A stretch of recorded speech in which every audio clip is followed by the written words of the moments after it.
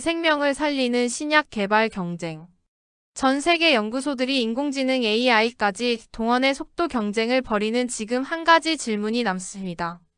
과연 속도는 품질과 타협될 수 있는가? 특히 놀라운 속도로 바이오 산업을 이끄는 한국의 방식은 혁신일까요?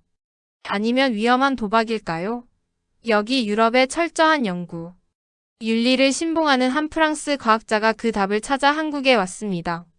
파리 최고의 연구소 소속 젊고 명석한 생명공학연구원 클로에 디부아 박사. 그녀는 한국의 선도적인 바이오 기업과의 공동 연구를 위해 서울 땅을 밟았습니다. 하지만 그녀의 마음 한편에는 한국의 빠른 연구 속도, 특히 인공지능을 활용한 신약 개발 방식에 대한 깊은 불신이 자리 잡고 있었죠. 유럽의 엄격한 기준으로는 상상하기 힘든 속도였으니까요. 설상가상으로 클로에는 프랑스에서부터 미뤄왔던 지병으로 불편을 겪고 있습니다. 몇 달을 기다려야 하는 예약 시스템 때문에 치료를 포기했던 바로 그 병이었죠. 그녀는 아직 모릅니다. 서울에서 맞닥뜨릴 예상치 못한 건강상의 위기가 그녀가 굳게 믿어왔던 한국의 연구 방식과 의료 시스템에 대한 모든 편견을 송두리째 뒤흔들어 놓으리라는 것을요. 과연 K-바이오의 속도는 무모한 질주일까요? 아니면 세계를 놀라게 할 새로운 기준일까요? 프랑스 엘리트 과학자가 서울에서 마주할 충격적인 진실은 무엇일까요? 클로에 박사의 이야기가 곧 펼쳐집니다. 서울에 위치한 한국의 협력연구소는 제가 상상했던 것 이상으로 최첨단 시설을 갖추고 있었습니다. 반짝이는 유리 외벽의 건물 안에는 최신 연구 장비들이 즐비했고 젊고 활기찬 연구원들이 분주하게 움직이고 있었죠. 첫인상은 분명 인상적이었지만 저는 겉모습에 현혹되지 않으려 애썼습니다. 중요한 것은 화려한 시설이 아니라 연구 과정의 엄밀함과 과학적 진실성이니까요. 파리의 우리 연구소는 역사는 더 깊지만 이런 번쩍이는 첨단 설비보다는 전통적인 연구 방식과 기초 과학의 깊이를 더 중시하는 분위기였습니다. 저는 속으로 과연 이 화려함 속에서 진짜 혁신이 이루어지고 있을까? 아니면 속 빈 강정일까? 하는 질문을 던졌습니다. 우리의 공동 연구 프로젝트는 인공지능 AI를 활용한 새로운 항암 후보물질 발굴에 관한 것이었습니다. 한국팀은 자체 개발한 AI 플랫폼을 이용해 방대한 유전체 데이터와 화합물 라이브러리를 분석하고 잠재적인 약물 타겟과 후보물질을 예측하는 역할을 맡았죠. 저는 프랑스에서 진행해온 세포 실험 및 동물 모델 연구 결과를 바탕으로 AI 예측 모델을 검증하고 심화 연구 방향을 제시하는 역할을 담당했습니다. 프로젝트 첫 회의부터 저는 한국팀의 연구 속도에 놀라지 않을 수 없었습니다. 그들은 제가 몇 주에 걸쳐 분석할 데이터를 단 며칠 만에 AI로 처리하고 수십 개의 가설을 동시에 시뮬레이션하며 빠르게 결과를 도출해냈습니다. 클로에 박사님, AI 분석 결과 초기 가설 A, B, C는 가능성이 낮은 것으로 나타났습니다. 대신 D와 E 경로에 대한 추가 검증이 시급해 보입니다. 관련 데이터는 이미 공유드렸으니 검토 의견 부탁드립니다. 회의를 주재하는 김민준 박사님의 말은 명료하고 거침없었죠. 하지만 저는 그 속도감이 불안하게 느껴졌습니다. 이렇게 빨리 결론을 내도 괜찮은 걸까? AI가 놓치는 변수는 없을까? 충분한 교차 검증 없이 AI 결과만 믿고 방향을 전환하는 것은 너무 위험하지 않나? 저는 제기하고 싶은 질문이 많았지만 일단은 신중하게 접근하기로 했습니다. 그들의 방식에 대한 섣부른 비판은 협력 관계에 도움이 되지 않을 테니까요. 저는 한국팀이 사용하는 AI 플랫폼을 좀 더 자세히 들여다보기로 했습니다. 그들이 개발한 알고리즘은 분명 기존 모델보다 데이터 처리 속도나 예측, 정확도 면에서 뛰어난 부분이 있어 보였어요. 하지만 동시에 블랙박스처럼 느껴지는 부분들도 존재했습니다. AI가 특정 후보물질을 높은 확률로 예측하는 근거를 명확히 설명하지 못하는 경우가 있었고, 때로는 제가 가진 생물학적 지식과 상반되는 결과를 내놓기도 했죠. 저는 혹시 AI 학습 데이터에 편향성이 있거나 특정 변수를 과도하게 일반화하는 오류는 없는지 꼼꼼히 살펴보기 시작했습니다. 한국팀 연구원들은 놀라운 K-근성을 보여주며 밤낮 없이 연구에 매달렸지만 저는 그들의 AI에 대한 맹신이 혹시 과학적 엄밀함을 해치고 있는 것은 아닌지 의심의 눈초리를 거두지 않았습니다. 그들의 빠른 의사결정과 수평적인 토론, 문화 역시 제 기준에서는 체계적인 검증 과정이 생략된 성급함으로 비춰질 때가 많았습니다. 그러는 와중에 제 개인적인 건강 문제가 조금씩 수면 위로 떠오르기 시작했습니다. 사실 저는 프랑스에서부터 만성적인 편두통과 소화불량에 시달리고 있었어요. 파리의 유명 대학병원에 몇 번이나 예약을 시도했지만 전문의 진료를 받으려면 최소 3개월 이상을 기다려야 한다는 답변만 돌아왔습니다. 일반의를 만나봤자 진통제나 소화제를 처방해주는 것이 전부였고요. 정밀 검사를 받고 싶었지만 그 역시 복잡한 절차와 긴 대기 시간 때문에 포기 상태였습니다. 별거 아닐 거야. 스트레스 때문이겠지. 스스로를 위로하며 버텨왔지만 낯선 환경과 공동 연구에 대한 부담감 때문인지 서울에 온 뒤로 증상은 점점 더 심해졌습니다. 두통 때문에 밤잠을 설치는 날이 많아졌고 소화불량으로 식사도 제대로 하기 어려웠어요. 연구에 집중해야 하는데 자꾸만 컨디션 난조로 집중력이 흐트러지는 제 자신이 너무나 한심하게 느껴졌습니다. 클로에 박사님, 안색이 안 좋아 보이시는데 괜찮으세요? 김민준 박사님이 걱정스러운 표정으로 물어봤습니다. 저는 애써 웃으며 괜찮습니다. 시차 적응이 덜 돼서 그런 것 같아요. 라고 둘러댔죠.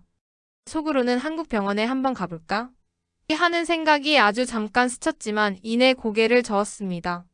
프랑스에서도 해결하지 못한 문제를 여기서라고 뾰족한 수가 있을까 싶었고 무엇보다 낯선 나라의 의료 시스템을 이용하는 것이 두렵고 번거롭게 느껴졌습니다.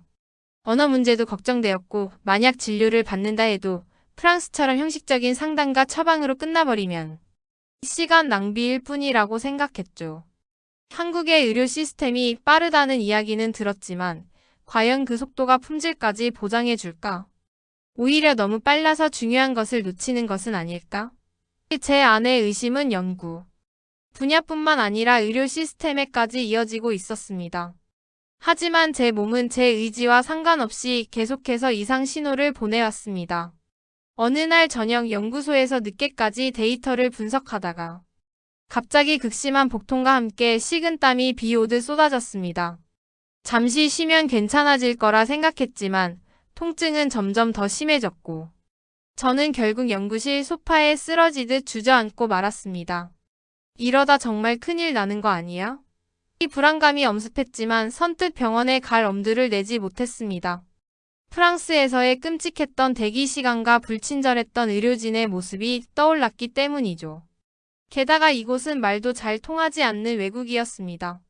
저는 어떻게든 혼자 힘으로 버텨보려 애썼습니다.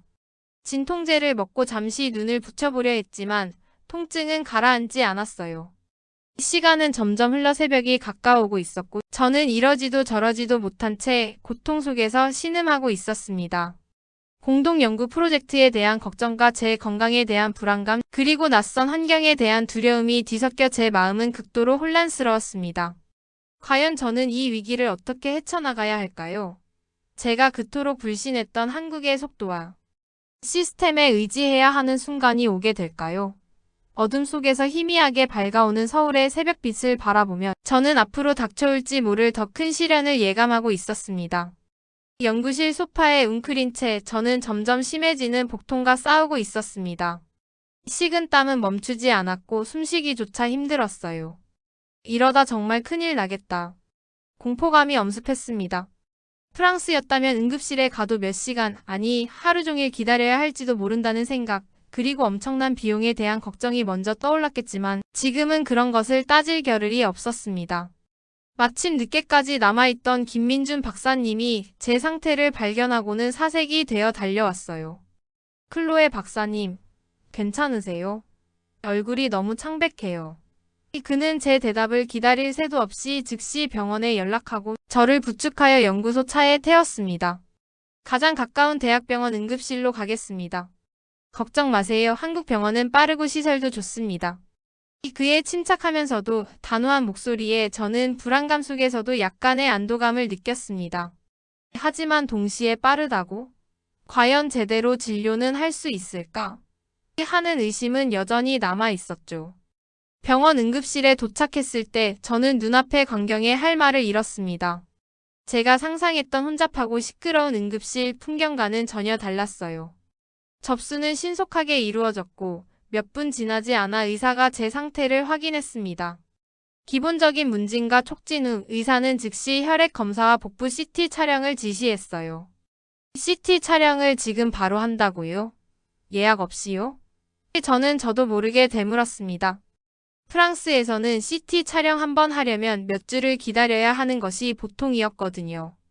의사는 당연하다는 듯 고개를 끄덕였습니다. 네, 응급 상황이니까요. 결과는 30분 정도면 나올 겁니다.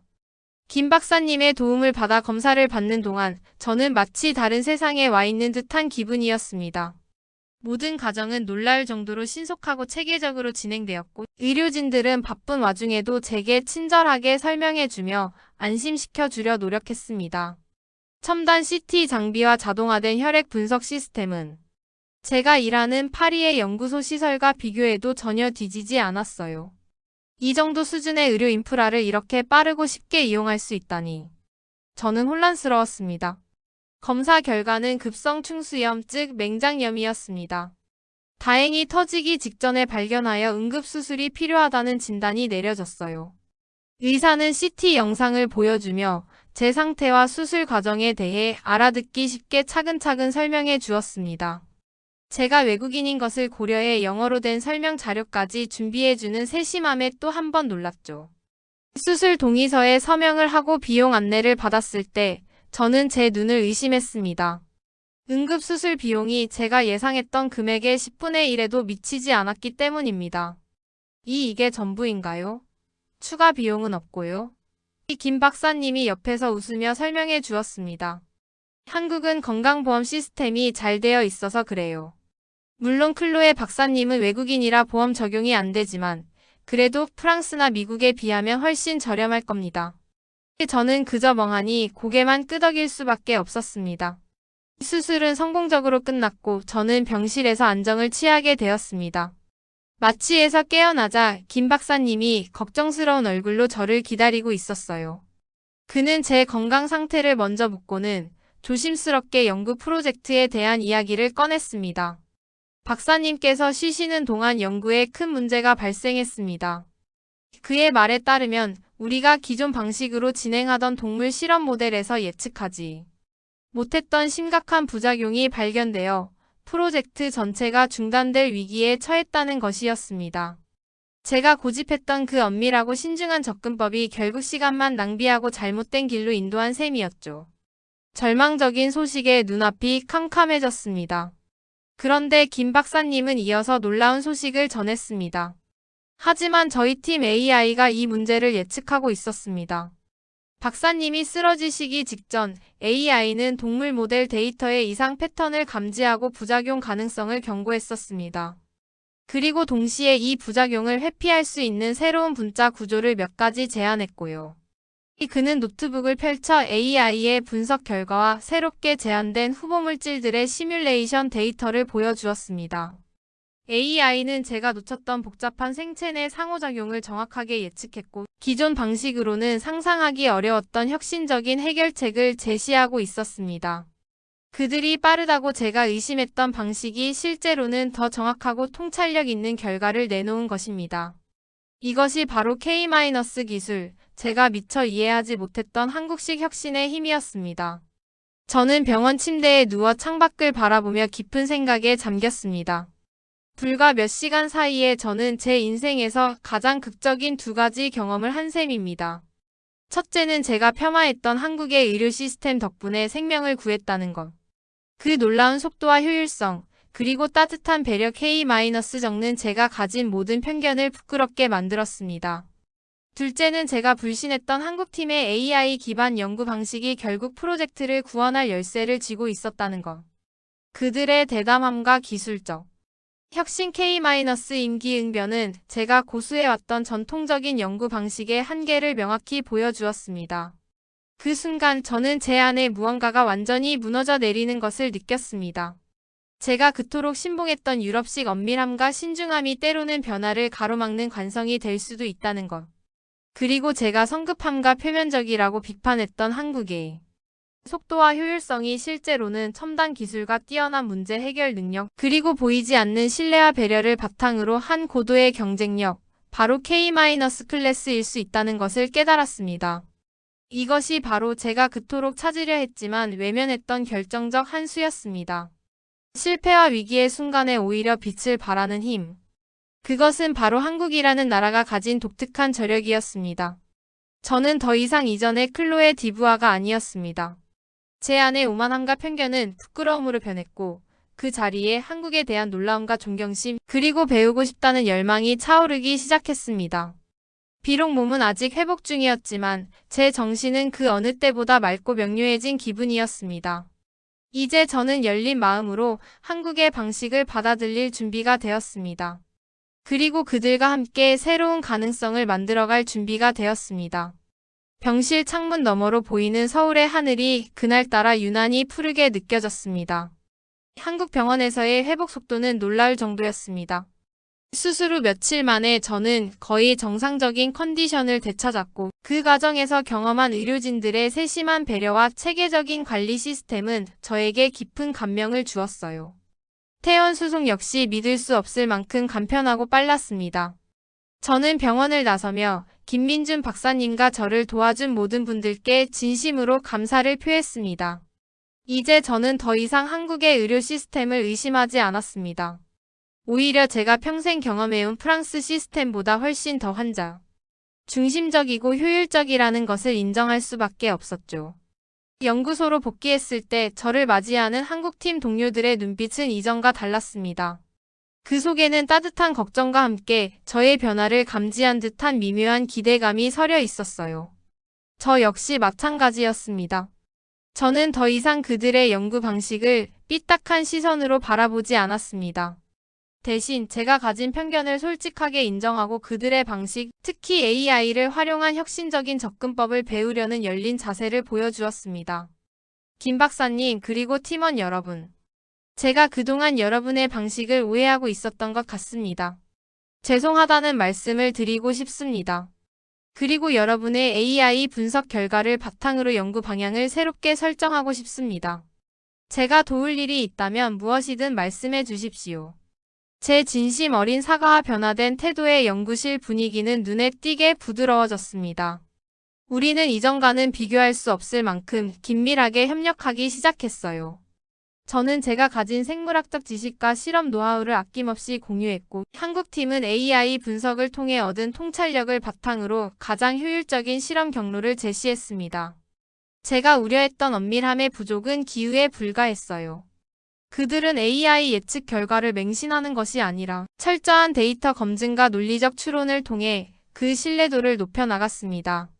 오히려 AI 덕분에 불필요한 실험 과정을 생략하고 핵심적인 문제에 더 집중할 수 있었죠. 속도와 깊이가 공존하는 연구. 이것이 바로 제가 경험한 K-바이오의 힘이었습니다. 놀랍게도 우리의 협력은 예상보다 훨씬 더 큰 성과를 가져왔습니다. AI가 제안했던 새로운 후보물질들은 초기 세포 실험에서 괄목할 만한 항암 효과를 보였고 동물 실험에서도 기존 약물 대비 뛰어난 안정성을 나타냈습니다. 우리가 함께 발견한 이 결과는 국제학술지에 발표될 수준의 중요한 성과였어요. 프로젝트가 성공적으로 마무리될 수 있었던 것은 전적으로 한국팀의 혁신적인 AI 기술과 개방적인 협력 문화 그리고 위기를 기회로 만드는 K-정신 덕분이었습니다. 저는 틈틈이 프랑스에 있는 동료들과 지도 교수님께 저의 경험을 알렸습니다. 제가 한국에서 겪은 응급수술 이야기, 놀라운 의료 시스템, 그리고 공동 연구의 성공 과정까지. 처음에는 다들 반신반의하는 분위기였지만 구체적인 데이터와 저의 진솔한 경험담을 듣고는 점차 놀라움을 표하기 시작했습니다. 특히 AI를 활용한 한국의 연구 속도와 성과에 대해서는 큰 관심을 보이며 우리 연구소에서도 비슷한 시스템 도입을 검토해봐야 하는 것 아니냐는 이야기까지 나왔어요. 저의 경험이 프랑스 연구계에도 작은 변화의 바람을 일으키고 있다는 생각에 뿌듯함을 느꼈습니다. 공동 연구 프로젝트 최종 보고의 날, 저는 발표자로 나서서 우리의 연구 성과를 설명했습니다. 그리고 마지막 순서에서 저는 준비된 자료 대신 마이크를 잡고 개인적인 소회를 덧붙였습니다. 저는 이곳 한국에 오기 전 한국의 빠른 발전 속도에 대해 약간의 의구심을 가지고 있었습니다. 하지만 지난 몇 달간의 경험을 통해 저는 그 속도가 단순한 성급함이 아니라 뛰어난 기술력과 효율적인 시스템, 그리고 무엇보다 사람에 대한 깊은 이해와 배려를 바탕으로 이루어진 것임을 깨달았습니다. 저는 제가 직접 경험한 한국 의료 시스템의 우수성에 대해 이야기했고, 공동 연구를 통해 배운 한국팀의 혁신적인 자세와 따뜻한 협력 정신 K-정에 대해 진심으로 감사를 표했습니다. 저는 이곳에서 단순히 과학적 성과를 얻은 것이 아니라 연구자로서 그리고 한 인간으로서 더 성장할 수 있는 소중한 기회를 얻었습니다. 한국의 K-클래스는 저에게 깊은 영감을 주었습니다. 제 발표가 끝나자 장내에서는 뜨거운 박수가 쏟아졌습니다. 이제 프랑스로 돌아갈 시간이 되었습니다. 서울을 떠나는 제 마음은 처음 이곳에 도착했을 때와는 180도 달라져 있었어요.